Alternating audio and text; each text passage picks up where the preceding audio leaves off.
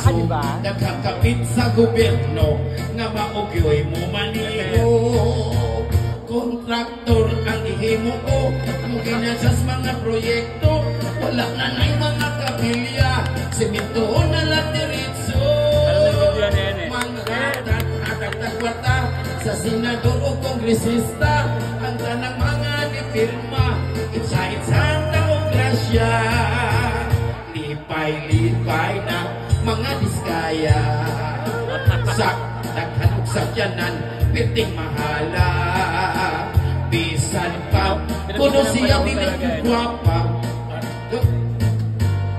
madala na iyang itsura.